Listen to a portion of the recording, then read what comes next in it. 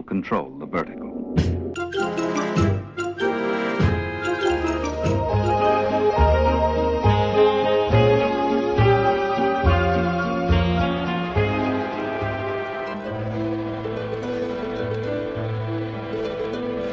Welcome to Anthologic, the TV anthology podcast. I am your host, Mark. Anthologic is a podcast dedicated to exploring the good, the bad, and the odd of horror, science fiction, and the best of mystery suspense anthology shows and series on TV.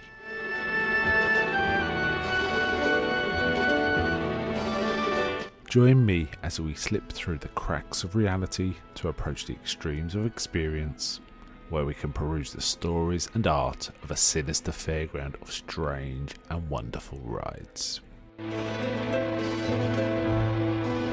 And now we go on to the show that is the focus of this particular episode.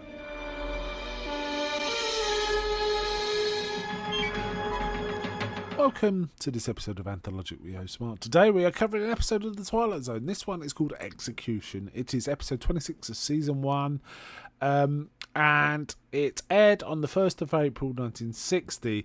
It was based on a story called Execution by George Clayton Johnson and then adapted by Rod Serling and directed by David Orrick McDermott. Now, interesting one this. It goes back to the Old West, but also interacts with modern times. And the lead is played by Albert Salmi, who was cast late. There was someone else due to take the main role, which is Joe Caswell. But Albert Salmi stepped in late and took over. And he did a great job.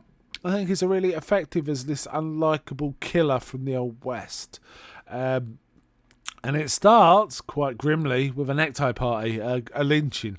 I say a lynching. It's a judge there who has sentenced him, so I'm not quite sure that's a lynching. It's a necktie party of some sort, anyway. And they're in like the middle of nowhere. They throw a rope over a tree and start to hang this guy, who is deeply unrepentant, it has to be said. But then suddenly he disappears. So that's how it starts, and he appears in 1960 when the episode first aired, so it's contemporary, in some laboratory, and basically it's a professor who is got a time machine who somehow plucked this man out of time and brought him forward. First he's quite exuberant, the professor, but then he gets more and more nervous around this man who claims he was just a rancher in a certain place, but he's got a burn rope around his neck, a fresh burn rope. In the, this kind of escalates the two of back and forth between the two of them, and in the end, Caswell kind of admits he had killed many men. Because it was a case of survival. He goes, yeah, it's all right you judging from on high, but when there's a man between you and a meal, a final meal, if you don't eat anymore, or a horse, then that man goes. They then kind of argue, and Caswell, is one of those guys. He just beats Mannion, and I think accidentally kills him with a lamp, but I think it's that, but he kills him. But then he's not familiar with this world at all. He's dressed up as a cowboy. He goes out into the street and he cannot deal with the noise, the lights, the vehicles moving. He just can't deal with it. And in fact, he goes into a bar and he smashes up the jukebox because it's playing music.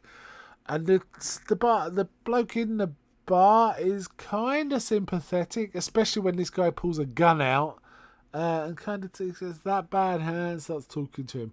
But in the end, the man asks him what the thing on the wall is. It's a TV. The barman turns on the TV and Joe shoots it with his gun, which enrages the barman, but who was being careful up to this point, because you can kind of tell this guy's murderous. And then he returns back to where he was and gets back to the lab and starts breaking down. The scientist is dead. There's nothing that can be done. But then another man turns up. A thief turns up.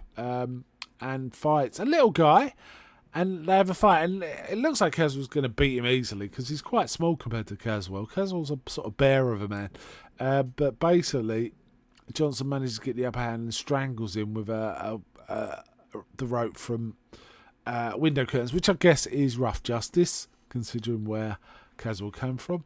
And then Johnson starts to search the place. Now I have to say, this last bit just does not feel realistic. I don't think a thief intruding on a murder scene would stay there and case the joint. I think the first instinct would be to turn and run, frankly, for any thief. But this guy's different. He fights. Basically, he's starting to search the lab, and he gets in the time machine and starts looking around, and suddenly the door comes down. And there's flashing lights, and he gets transported, replacing Caswell at the end of a rope. The police, the judge and the people around him realises it's a different man and hope that it isn't an innocent man, or what power was at work here. And there's this sort of kind of twee thing at the end was like, maybe someone else decided for us. It was all that kind of stuff. It wasn't bad. The first two acts I think were solid. I think Salmi really sold it as this thuggish killer, unrepentant killer, and I quite like that aspect of it. However, I think once he got back to and I kind of also bought the fact he couldn't deal with the modern world, though he seemed a bit hysterical for probably a hard-bitten, man. But when he returned to the lab and the other character intruded, that felt like, this isn't really working. It just seemed a bit unrealistic that this man would just intrude into what is, it looks like a murder scene, and just, chances his arm trying to steal stuff, but also gets into a fight where he kills someone. So, I guess it could be, you could interpret it as that man being as murderous as Caswell himself, but it just didn't quite work for me. And I think there's a few other stories where this premise is sort of repeated, but yeah, not the best one. Memorable. How about Salmi makes it work? The bits that do work, he definitely makes it work. He's well cast, and quite interesting that he took over late, actually. But yeah, I think this is one of the lesser episodes. I think I will wind out there. But before I go, may I ask, is anybody out there? We're not.